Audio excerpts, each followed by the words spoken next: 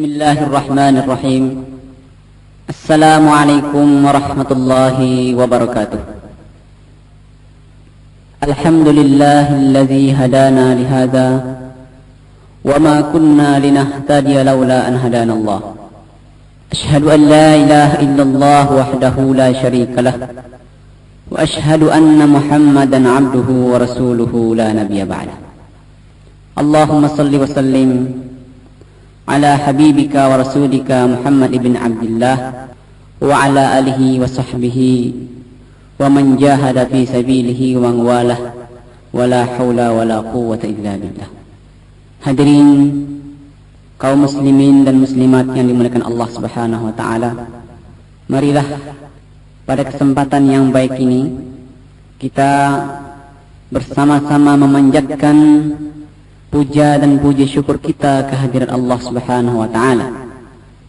Karena sampai pada saat ini kita masih diberikan nikmat iman, nikmat Islam, nikmat sehat wal afiat, sehingga kita dapat melaksanakan seluruh aktivitas amaliyah ibadah kita dengan baik.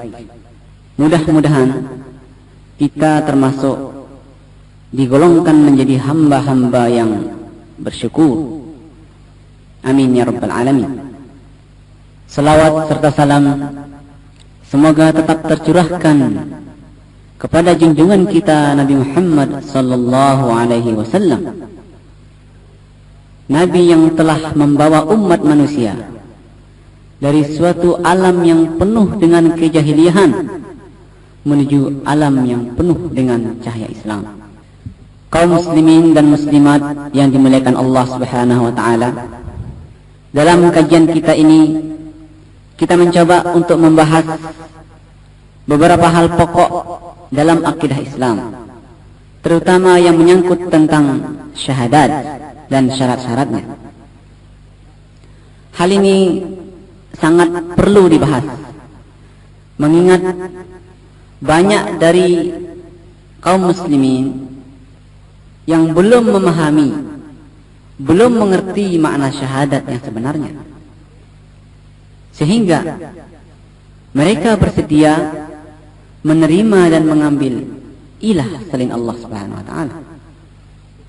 Mereka tidak merasa bahwa perbuatan mengeramatkan kuburan, mengeramatkan keris, batu-batuan, jin, bahkan menuhankan suatu ideologi atau mengkultuskan orang-orang tertentu adalah perbuatan sesat yang mengarah kepada kemusyrikan.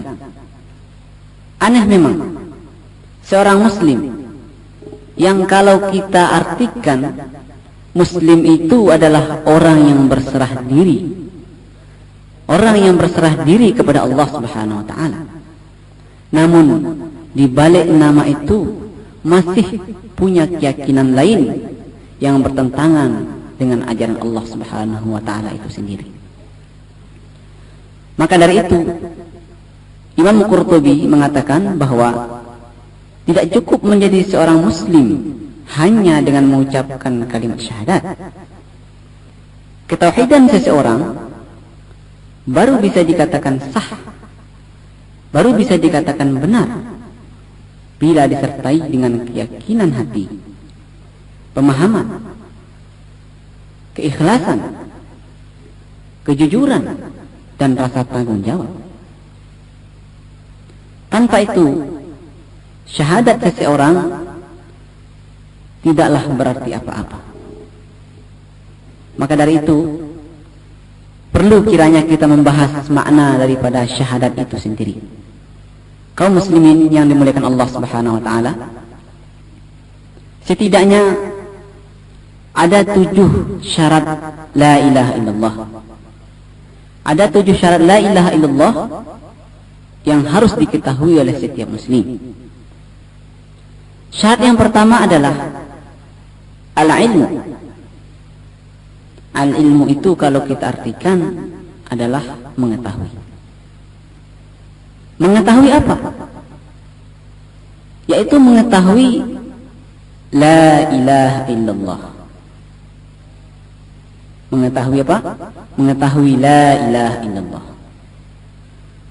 Mengetahui dalam artian mengetahui baik secara nafyu ataupun secara isbat. Mengetahui baik secara meniadakan dan secara menetapkan. Meniadakan seluruh ilah selain Allah Subhanahu wa taala dan menetapkan hanya Allah lah yang menjadi Tuhan semesta alam. Itu yang dimaksud dengan al-ilmu. Dan ini adalah syarat yang pertama yang harus diketahui oleh setiap muslim. Kalau kita ditanya, apa dalil daripada al-ilmu itu? Apakah ada dalilnya di Al-Quran dan As-Sunnah? Kita katakan, dalil daripada itu adalah firman Allah Subhanahu wa ta'ala yang berbunyi, fa'alam annahu la ilaha illallah. Maka ketahuilah bahwa tiada sesembahan yang hak selain Allah. Juga dalam firman-Nya dalam surat Az-Zukhruf ayat 86, A'udzubillahi minasyaitonir rajim, illa man syahida bil haqqi wa hum ya'lamun. Illa man syahida bil haqqi wa hum ya'lamun. Melainkan orang yang menyaksikan kebenaran sedang mereka mengerti. Yang dimaksud dengan menyaksikan kebenaran ialah kebenaran syahadatut tauhid, yaitu kebenaran la ilaha illallah. Dan maksud dari sedang mereka mengerti, yaitu mengerti dengan hati mereka apa yang diucapkan dengan lisan mereka. Mengerti dengan hati mereka apa yang diucapkan dengan lisan mereka.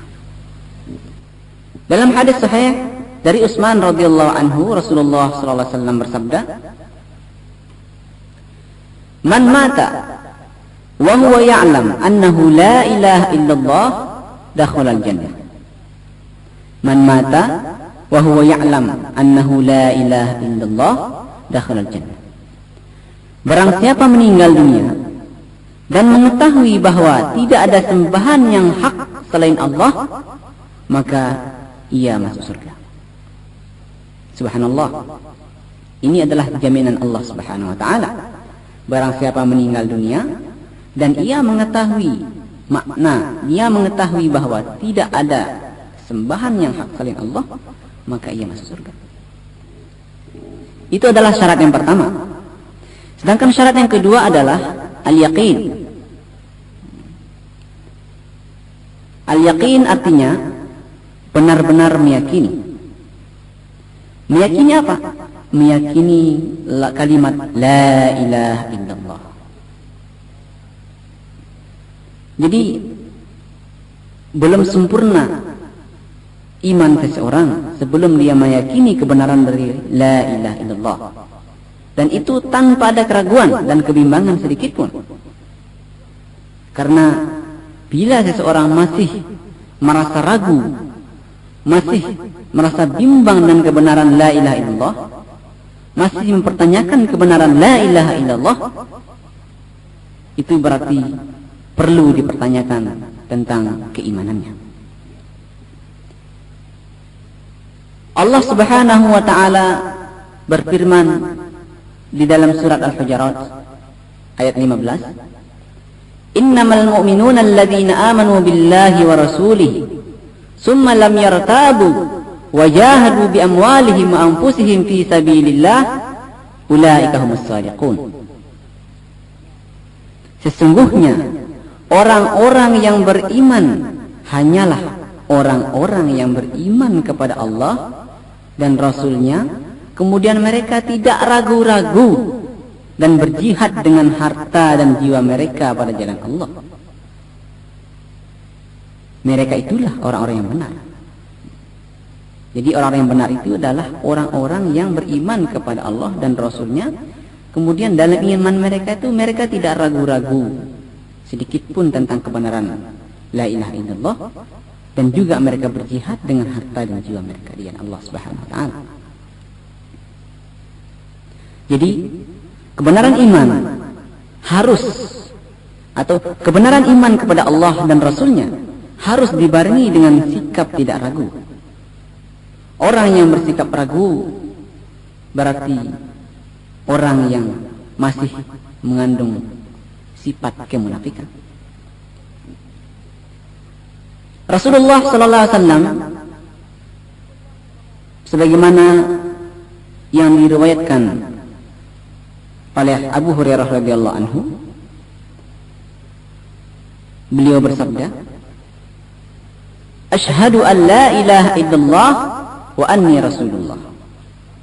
La yalqallaha bihima 'abdun ghairu syakin fihima illa dakhala al-jannah." La yalqallaha bihima 'abdun ghairu syakin fihima illa dakhala al-jannah. Wa fi riwayah, la yalqallaha bihima 'abdun ghairu syakin fihima fa yuhjabu 'anil jannah.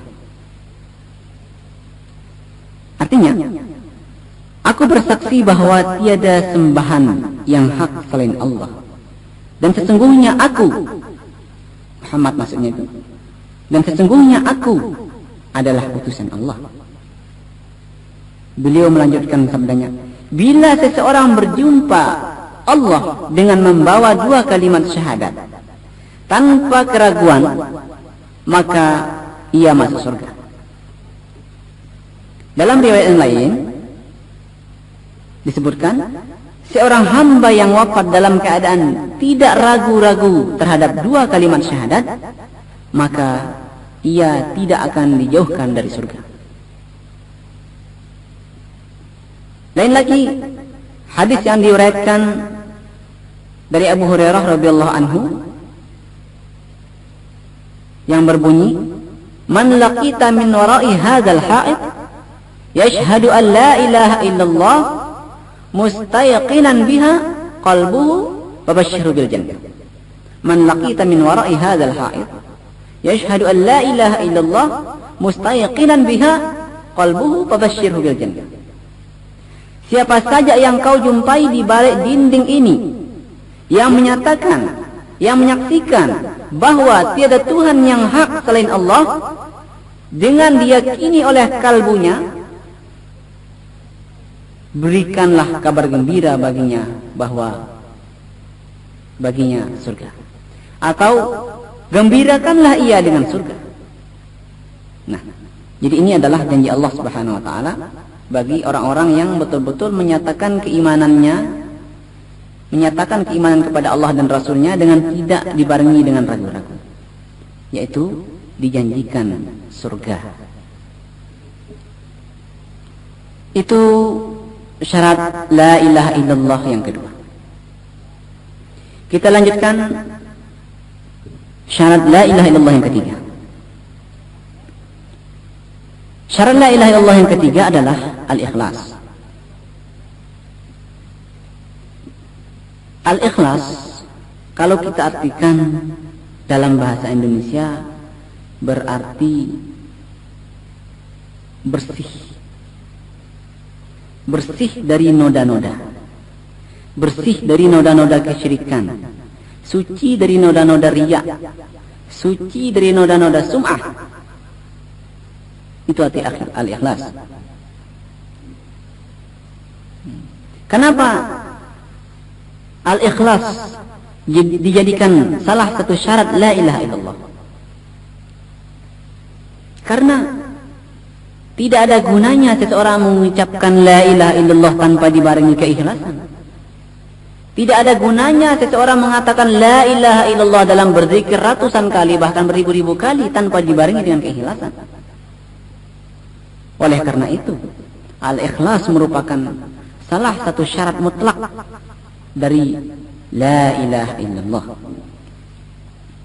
Dalam hal ini, Allah Subhanahu wa taala juga menyebutkan dalil tentang al-ikhlas ini yang dalam Al-Quran berbunyi, A'udzubillahi minasyaitonirrajim, ala lillahi dinul khalis.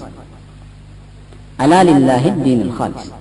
Ingatlah, hanya bagi Allah agama yang murni.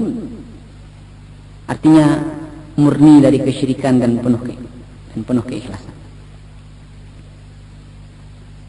Hanya bagi Allah agama yang murni dari kesyirikan dan penuh keikhlasan. Di dalam surat Al-Bayyinah ayat 5 Allah Subhanahu wa taala menyebutkan, "Wa ma umiru illa liya'budullaha mukhlishina lahuddin." Mereka tidak diperintahkan kecuali beribadah kepada Allah dengan mengikhlaskan agama baginya yang jauh dari kesyirikan tentunya. Nah, di sini Allah Subhanahu wa taala mengatakan mereka tidak diperintahkan kecuali beribadah kepada Allah dengan mengikhlaskan diri. Jadi kalau mereka masih belum ikhlas, sebenarnya mereka tidak diperintahkan untuk beribadah. Jadi sebelum kita melaksanakan suatu amalan, perlu mempersiapkan niat. Perlu mempersiapkan atau membersihkan niat-niat kita dari noda-noda kesyirikan. Karena salah satu sebab diterimanya amal oleh Allah Subhanahu wa taala itu adalah al-ikhlas. Selain daripada mutaba'atul Rasul, mengikuti cara Rasul dalam beramal, juga salah satu syaratnya untuk diterima sebuah amal adalah al-ikhlas. Oleh karena itu Allah SWT mengatakan di sini, mereka tidak diperintahkan kecuali beribadah kepada Allah dengan mengikhlaskan niat, mengikhlaskan agama baginya. Itu disebutkan di dalam Al-Quran. Rasulullah SAW memberikan kabar gembira kepada orang yang mengucapkan la ilaha illallah dengan penuh keikhlasan. Di dalam hadis beliau mengatakan, "As'adun nasi bi syafa'ati man qala la ilaha illallah khalisan min qalbihi aw nafsihi." As'adun nasi bi syafa'ati man qala la ilaha illallah khalisan min qalbihi aw min nafsihi.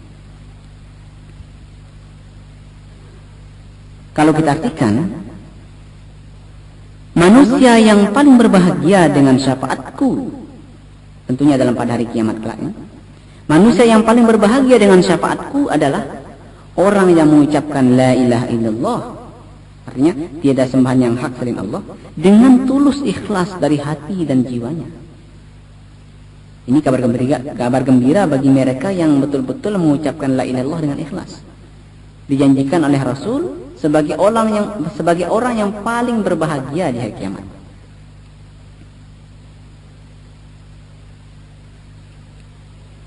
Dalam hadis lain Rasulullah SAW juga menggembirakan orang-orang yang mengucapkan la ilaha illallah dengan harapan mendapatkan ridha Allah. Yaitu beliau bersabda, "Innallaha harrama 'alan nar man qala la ilaha illallah yabtaghi bidzalika wajha Allah 'azza wa jalla." Innallaha harrama 'alan nar man qala la ilaha illallah yabtaghi bidzalika wajha Allah 'azza wa jalla. Sesungguhnya Allah mengharamkan neraka bagi orang yang mengucapkan la ilaha illallah dengan semata mengharap agar mendapat ridha Allah Azza wa Jalla.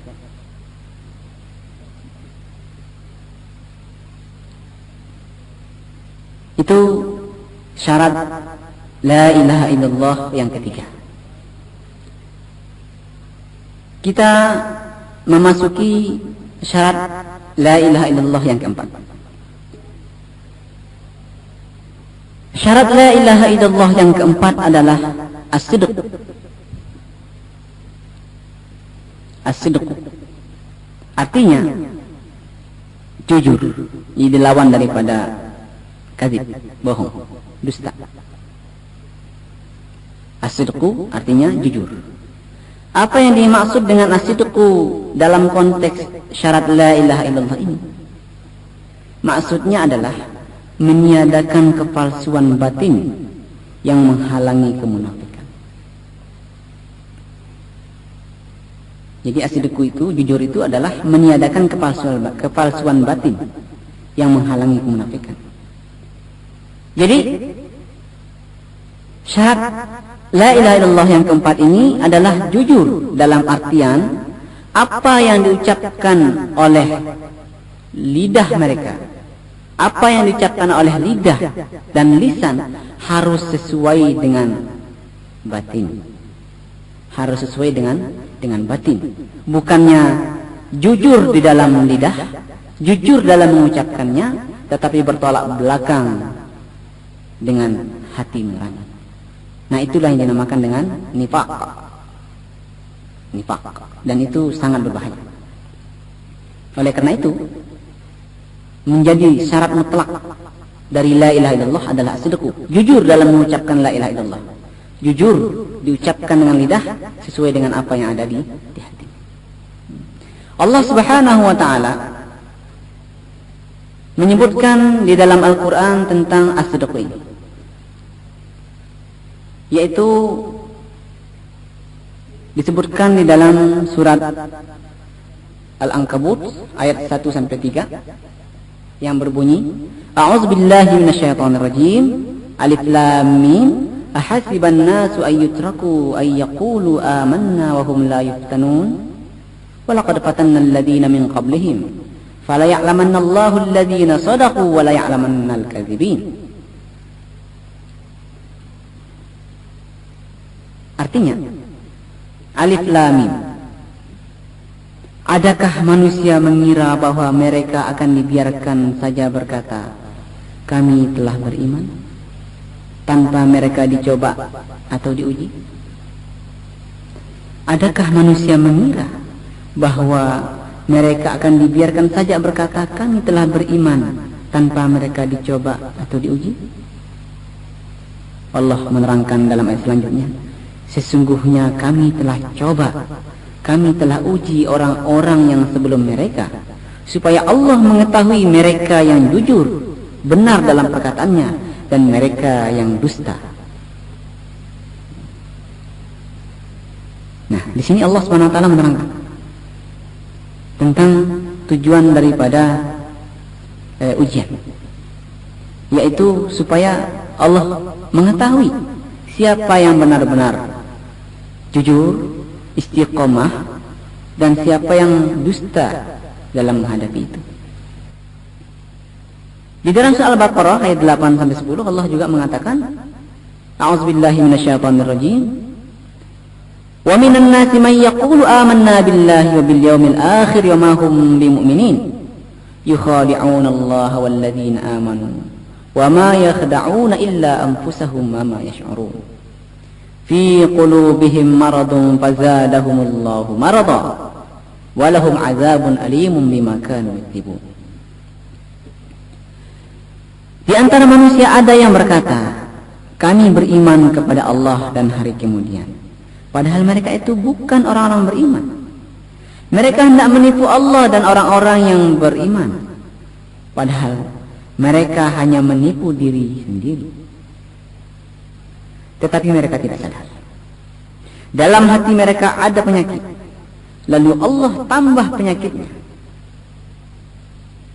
Walahum azabun alimun bima kanu yaktubun. Dan bagi mereka azab yang pedih disebabkan mereka berdusta.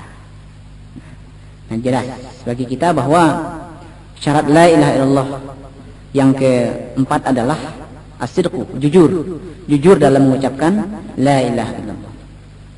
Rasulullah sallallahu alaihi wasallam dalam Sahih Bukhari dan Muslim bersabda, "Ma min ahadin yashhadu an la ilaha illallah wa anna Muhammadan 'abduhu wa rasuluhu sidqan min qalbihi illa harramahu Allahu 'alan nar." Ma min ahadin yashhadu an la ilaha illallah wa anna Muhammadan 'abduhu wa rasuluhu sidqan min qalbihi illa harramahu Allahu 'alan nar. Tidaklah seseorang bersaksi secara jujur dari hatinya bahwa tiada sesembahan yang hak selain Allah dan Muhammad adalah hamba dan utusannya kecuali Allah, kecuali orang tersebut diharamkan dari neraka. Tidaklah seseorang bersaksi secara jujur dari hatinya bahwa tiada sesembahan yang hak selain Allah dan Muhammad adalah hamba dan utusannya, kecuali orang tersebut diharamkan dari neraka. Subhanallah. Jadi Allah Subhanahu wa taala lewat lisan Rasulnya menjanjikan bagi orang-orang yang mengucapkan atau bersaksi bahwa tidak ada Tuhan selain Allah dan Muhammad adalah hamba dan utusannya, menjanjikannya dengan diharamkannya untuk masuk neraka. Diharamkannya jasadnya untuk dicicipi oleh api neraka. Itu syarat la ilaha illallah yang keempat. Sedangkan syarat la ilaha illallah yang kelima adalah al-mahabbah.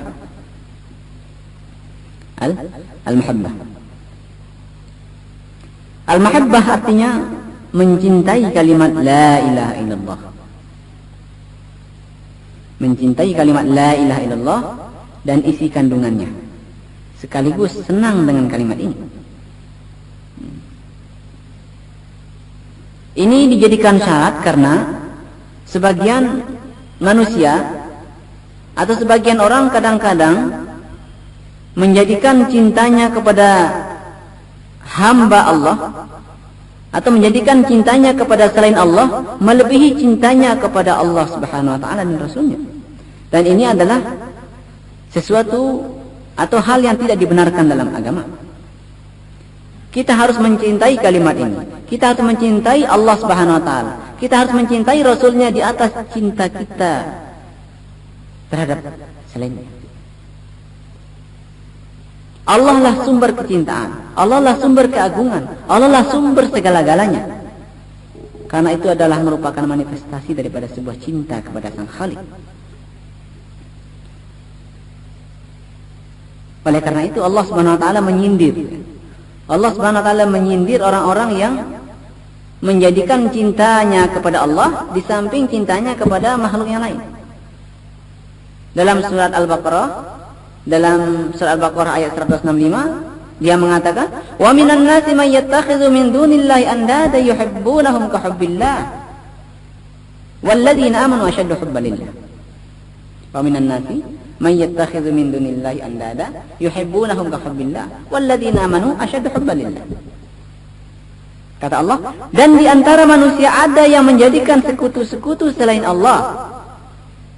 Mereka mencintainya seperti mencintai Allah. Adapun orang-orang yang beriman, kata Allah, amat cinta kepada Allah.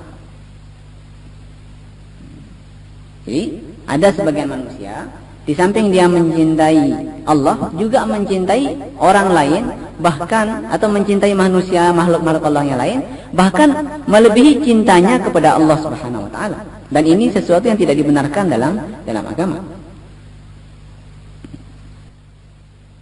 Di dalam surat Al-Maidah ayat 54 Allah juga berfirman, A'udzubillahi minasyaitonir rajim. Ya ayyuhalladzina amanu man yartadda minkum an dinihi fasawfa ya'tillahu biqaumin yuhibbuhum wa yuhibbunah. Azillatin 'alal mu'minina a'izzatin 'alal kafirin. Yujahiduna fi sabilillahi wa la yakhafuna lawmata la'im. Wahai orang-orang yang beriman, barang siapa yang murtad di antara kamu dari agamanya, dari agama Islam, nanti Allah akan mendatangkan satu kaum di mana Allah mengasihi mereka dan mereka pun mengasihi Allah.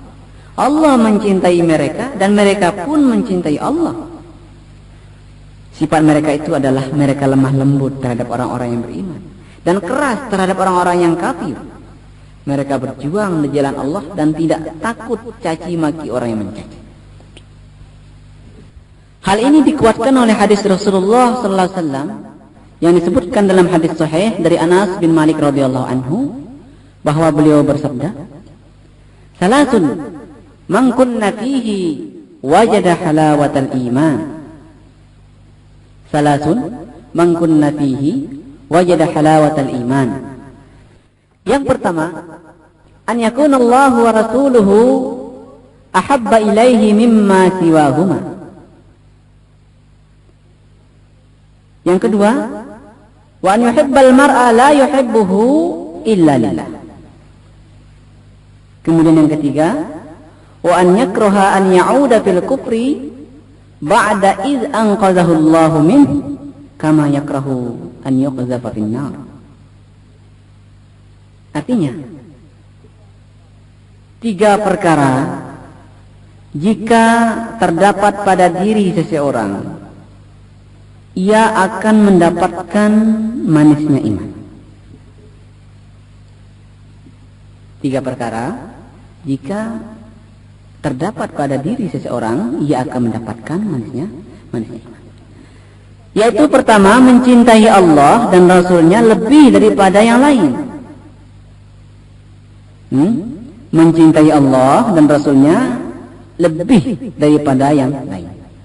Artinya, cinta kita kepada Allah Subhanahu wa ta'ala, cinta kita kepada Rasulnya itu melebihi daripada cinta-cinta kita kepada yang lain. Itu maksudnya. Kita boleh mencintai bapak kita, bahkan dianjurkan mencintai bapak kita. Kita dianjurkan mencintai saudara-saudara kita. Tetapi kecintaan kita kepada mereka itu jangan sampai melebihi kecintaan kita dari Allah Subhanahu wa ta'ala. Ini yang tidak dibenarkan. Jadi, yang pertama adalah mencintai Allah dan Rasulnya lebih daripada yang lainnya. Yang kedua, mencintai seseorang karena Allah semata. Jadi bukan karena faktor tertentu, karena bukan niat tertentu, bukan ada maksud tertentu, tetapi betul-betul karena Allah Subhanahu wa ta'ala. Dan yang terakhir, membenci kembali kepada kekafiran. Membenci kembali kepada kekafiran setelah diselamatkan oleh Allah dari kekafiran tersebut.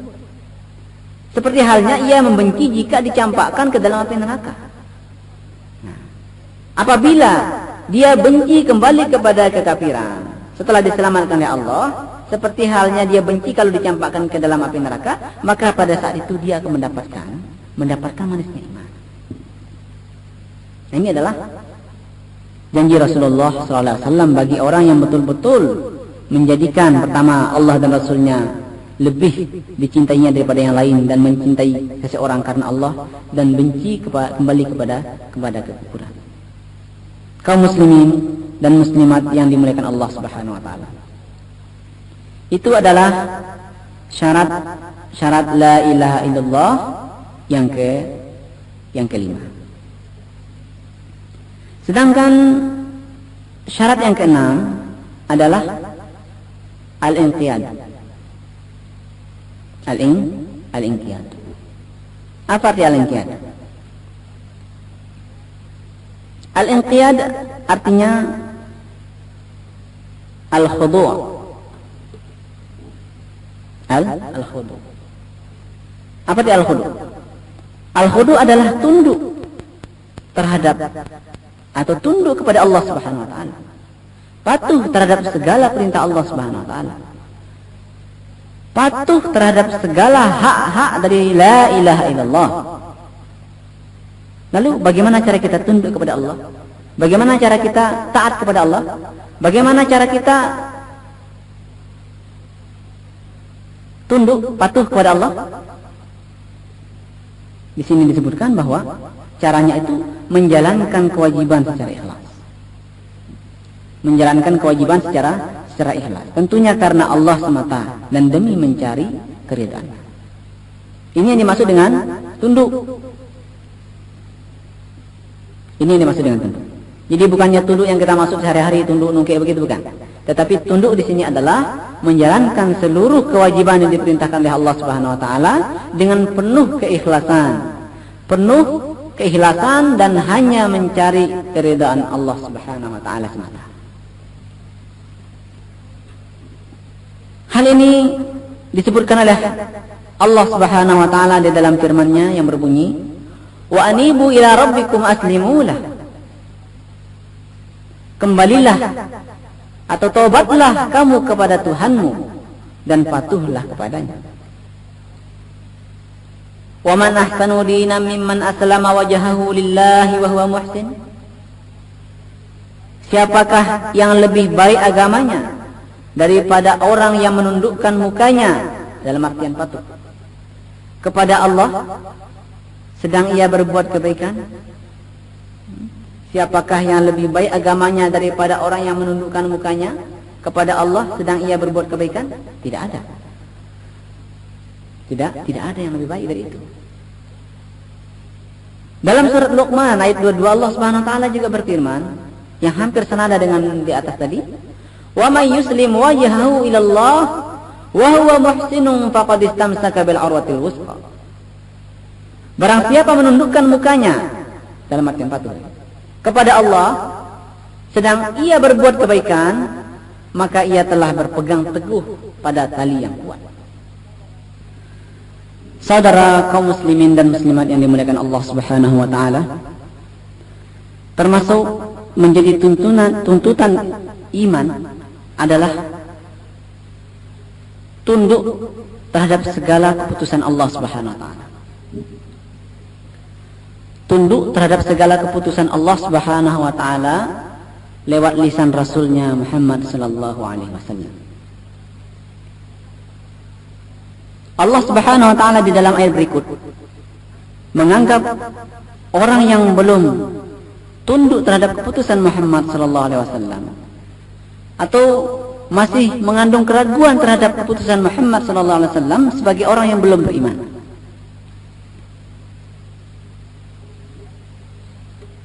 Di dalam surah An-Nisa ayat 65 Allah Subhanahu wa taala berfirman, "Fala wa rabbika la yu'minuna hatta yuhakkimuka fima shajara bainahum. Summa la yajidu fi anfusihim harajan mimma qadaita wa yusallimu taslima."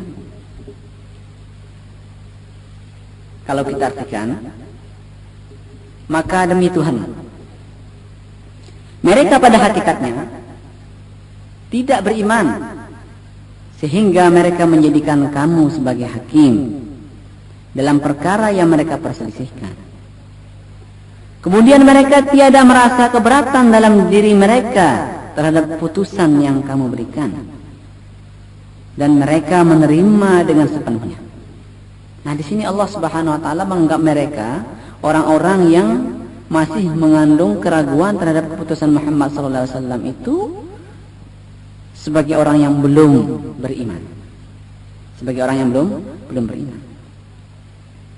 La yu'minu ahadukum hatta yakuna hawahu taba'an lima ji'tu bih, kata Nabi. La yu'minu ahadukum hatta yakuna hawahu taba'an lima ji'tu bih. Seseorang di antara kamu tidak beriman secara sempurna. Seseorang di antara kamu tidak beriman secara sempurna sehingga hawa nafsunya mengikuti apa yang aku bawa. Seseorang di antara kamu tidak beriman secara sempurna sehingga hawa nafsunya mengikuti apa yang aku bawa. Jadi tunduk patuh kepada apa yang dibawa oleh Rasulullah SAW merupakan salah satu syarat kesempurnaan daripada keimanan. Saudara-saudara kaum muslimin dan muslimat yang dimuliakan Allah Subhanahu wa taala, kita beralih kepada syarat la ilaha illallah yang ketujuh. Syarat la ilaha illallah yang ketujuh adalah al-qabul. Al-qabul. Apa arti al-qabul? Al-qabul artinya menerima secara total. Menerima secara totalitas. La ilaha illallah dan segala konsekuensinya. Menerima secara totalitas dalam artian tidak memilah-milah. Tidak memilah-milah yang sesuai dengan keinginan dan hawa nafsunya. Islam tidak membenarkan orang yang memilih hukumnya atau memilih hukum Allah yang sesuai dengan orang tertentu. Namun Islam bahkan mengancam orang yang memilah-milah hukum Allah Subhanahu wa taala sebagaimana diterangkan di dalam surat Al-Baqarah, "Afatu'minuna bi ba'dil kitabi wa takfuruna bi ba'd? Fama jazaa'u man yaf'alu dzalika minkum illa khizyun fil hayatid dunya wa lahum fil akhirati 'adzabun 'adzim." Apakah kamu beriman kepada sebagian isi Alkitab dan kamu kufur kepada sebagiannya? Tiadalah ganjaran bagi orang yang berbuat demikian. Artinya orang yang beriman kepada sebagian Alkitab dan kufur kepada sebagiannya, tiadalah ganjaran bagi orang tersebut kecuali khizyum fil hayatid dunya, kecuali ia akan mendapatkan kesusahan, mendapatkan kegelisahan dalam kehidupan dunia, mendapatkan kesempitan di dalam kehidupan dunia. Walahum fil akhirati 'adzabun 'adzim, dan nanti di akhirat ia akan mendapatkan azab yang pedih, azab yang besar. Itu ancaman Allah Subhanahu wa taala bagi mereka yang tidak menerima Islam secara totalitas, bagi mereka yang memilah-milah hukum Islam yang disesuaikan dengan orang-orang tertentu, yang disesuaikan dengan kondisi-kondisi tertentu. Dan ini adalah perbuatan yang tidak dibenarkan dalam Islam. Allah Subhanahu wa taala menggambarkan bagaimana penolakan kaum-kaum terdahulu terhadap ajaran-ajaran yang dibawa oleh para rasul. Di mana ketika rasul itu diutus, mereka mengajak kaumnya untuk beriman kepada Allah, menawarkan sebuah keimanan, menawarkan sebuah ketauhidan kepada Allah, namun manusia-manusia atau umat-umat Rasul tersebut menolaknya. Hal ini digambarkan dalam surat Az-Zukhruf ayat 23-25 yang berbunyi, "Wa kadzalika ma arsalna min qablika fi qaryatin min nadhir illa qala mutrafuha inna wajadna aba'ana ala ummatin wa inna ala atharihim muqtadun. Qala awalau ji'tukum bi ahda mimma wajadtum alayhi aba'akum qalu inna bima ursiltum bihi kafirun fantaqamna minhum fanzur kaifa kana akibatul mukadzibin." Artinya, demikianlah, tiadalah kami mengutus pemberi peringatan sebelummu ke suatu negeri, melainkan orang-orang yang hidup mewah di negeri itu berkata. Ini penolakan mereka terhadap ajakan Rasul. Apa kata mereka? Sesungguhnya kami mendapatkan bapak-bapak kami menganut suatu agama, lalu kami mengikuti jejak-jejak mereka. Ini kata-kata orang yang mengingkari ajakan para Rasul itu. Lalu Rasul itu berkata, "Kalau aku bawa petunjuk yang lebih baik dari apa yang kamu dapati dari bapak-bapakmu, apakah kamu akan tetap mengikuti mereka?" Apa kata mereka? Atau apa jawab mereka? Mereka menjawab, "Sesungguhnya kami menyangkal apa yang engkau bawa itu." Artinya, sesungguhnya kami menolak apa yang engkau bawa itu. Apa akibat daripada penolakan mereka ini? Apa akibat daripada pembangkangan mereka ini? Kita simak di ayat berikutnya. Kata Allah, "Kemudian kami binasakan mereka itu. Maka perhatikanlah bagaimana akibat orang-orang yang mendustakan Rasul itu." Ini adalah akibat daripada orang-orang yang membangkang terhadap perintah-perintah Rasul dan ajakan-ajakannya.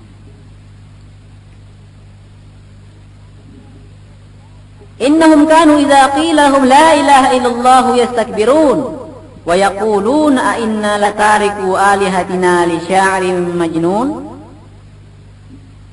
Sesungguhnya bila dikatakan kepada mereka tiada sesembahan yang hak selain Allah, mereka menyombongkan diri. Dan mereka berkata, adakah kami akan meninggalkan Tuhan-Tuhan kami karena perkataan seorang penyair gila? Subhanallah. Jadi para pembangkang masa itu sampai mengatakan para rasul atau para utusan Allah Subhanahu wa taala itu sebagai seorang penyair gila. Ini adalah gambaran bagaimana penolakan umat-umat terdahulu terhadap ajakan-ajakan para rasul itu. Kalau ini hanya digambarkan bagaimana penolakannya, sedangkan ayat sebelumnya itu menerangkan bagaimana penolakannya sekaligus bagaimana akibat daripada penolakan tersebut. Juga bagaimana akibat daripada pembangkangan umat-umat tersebut terhadap ajakan-ajakan para rasul itu.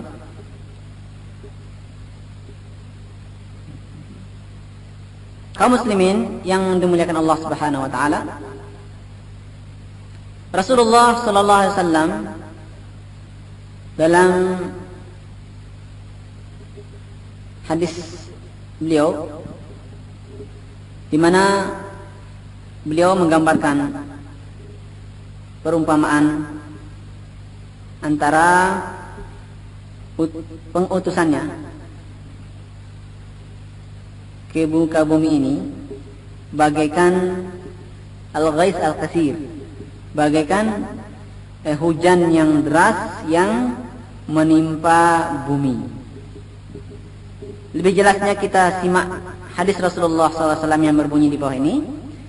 Makalu ma ba'athani Allahu bihi minal huda wal ilmi kama salil ghaisil katsir asaba ardan fakana minha naqiyah qabilatil ma' fa'ambatatil kala wal ushbal katsir wa kanat minha ajadib amsakatil ma' fanafa'allahu bihan nasa fasharibu wa saqaw wa zara'u wa asaba minha ta'ifatan ukhra innama hiya qi'an la tumsiku ma'an wa la tumbitu kal'a fadzalika mathalu man faqiha fi dinillah wa nafa'ahu ma ba'athani Allahu bihi fa'alima wa 'allam wa mathalu man lam yarfa' bidzalika ra'san wa lam yaqbal hudallah allazi ursiltu bihi.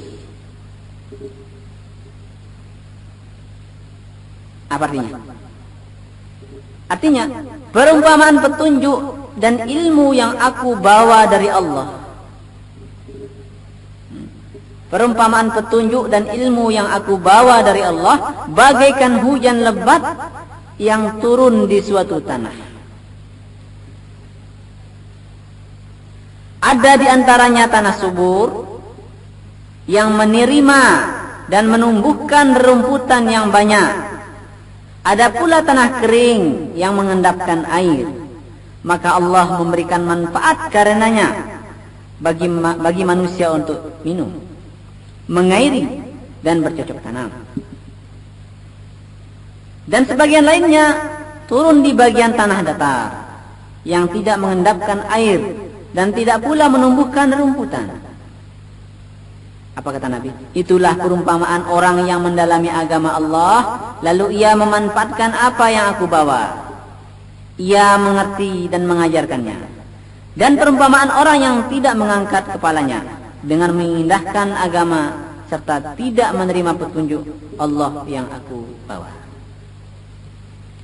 Kaum muslimin dan muslimat yang dimuliakan Allah Subhanahu wa taala, itulah 7 syarat pokok yang melandasi atau yang menjadi syarat la ilaha illallah yang harus diketahui oleh setiap muslim. Hal ini harus diketahui karena tidak cukup menjadi seorang muslim bila hanya sekedar mengucapkan la ilaha illallah tanpa dibarengi dengan pengamalan-pengamalan hak-hak atau konsekuensi dari kalimat tersebut. Kaum muslimin dan muslimat yang dimuliakan Allah Subhanahu wa taala, demikianlah kajian kita pada kesempatan ini, dan insyaallah akan kita lanjutkan pada kesempatan yang lain. Mudah-mudahan apa yang kita pelajari tadi dapat kita amalkan bersama dan juga kita ajarkan kepada saudara-saudara kita yang lain insyaallah. Mari kita tutup kajian ini dengan doa kafaratul majlis.